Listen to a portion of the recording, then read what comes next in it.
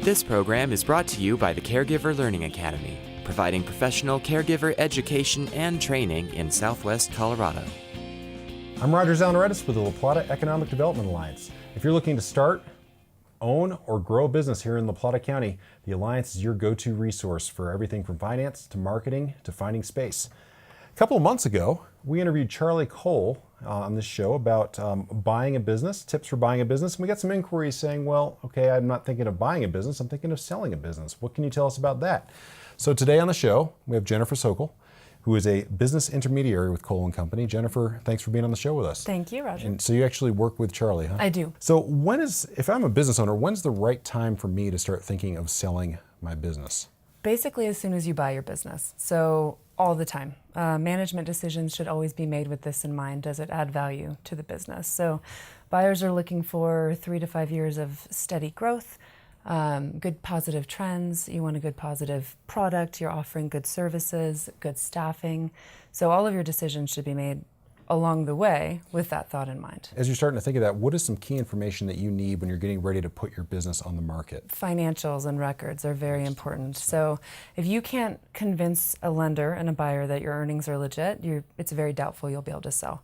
So we want P&Ls, tax returns, again, 3 to 5 years, any sort of corporate documents, a business plan, maintenance list, stuff like that. So if I've got a P&L and I'm putting it, how do I show a prospective buyer that P&L is legitimate?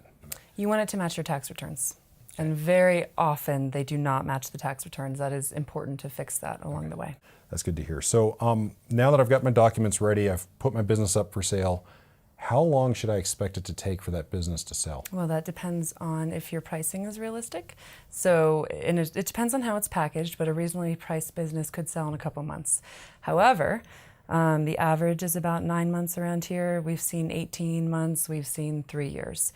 So again, it really depends on how reasonable your price is. Well, that's actually a great segue. I was wondering too, what is a reasonable price for a business to sell at? I mean, I've got my gumball machine. I'm expecting to get $8 million for my gumball machine. It might take you a while to sell. Okay, but I will sell. Maybe not before I'm dead, but anyway. It's really, you want to get as much as possible for your gumball Right. machine. However, it's what the market can bear. So if gumball machines are going for $8 million, that's fine. At this point, I don't think they are. Okay. So you want to beware of multiples as a buyer and a seller. You hear, these things on the street, it's a multiple of earnings, but what do those multiples include? Does it include inventory?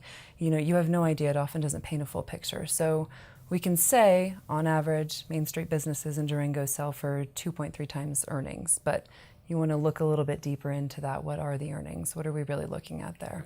You want to know if that multiple included inventory in the earnings or not. So really, we're trying to get a good economic picture of what kind of earnings the business creates. That's what we want to know. And one of the old sayings in dating, of course, is the Mr. or Miss Right versus Mr. or Miss Right Now. So when it comes to selling your business, you want a realistic price. Do you want any buyers who can match that price, or do you want the right kind of buyer to match that price?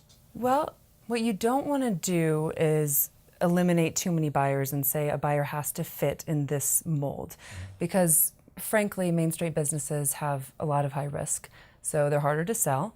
We don't want to eliminate any of the buyers that might be out there, but number one, does the buyer have the financial ability to do it? That obviously is the most important. But also, are they passionate about it? Are they excited? Are they energetic? A passive investor who isn't part of your business probably won't do the same good job that someone who's excited about it will. So you do want an excited buyer. But like I said, you don't want to eliminate buyers that are out there either. It's funny. I'm kind of a data geek, so I like analytics. I like numbers, and I keep hearing though on the show when I'm talking to people who do analysis to figure out what the price of a business is or bank loans. Passion. It keeps coming up over and over again. So it's interesting to hear from an analytics side how important passion can be. Right. Whether you're buying, whether you're selling, whether you're getting a loan. Right. Or anything like that. Well, you as a seller want to see your business succeed, right? So someone who's interested in that business will probably do a better job than someone who's I have the across money, world. but I don't particularly care. Right, exactly. Yeah, sure.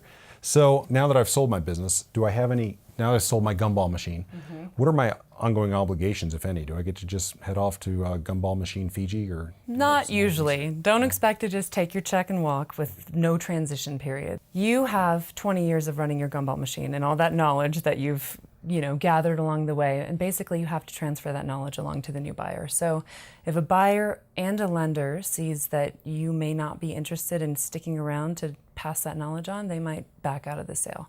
So a good transition period, sometimes a month up to 6 months, where you're teaching the new buyer, you're passing along all the information you've gathered along the way.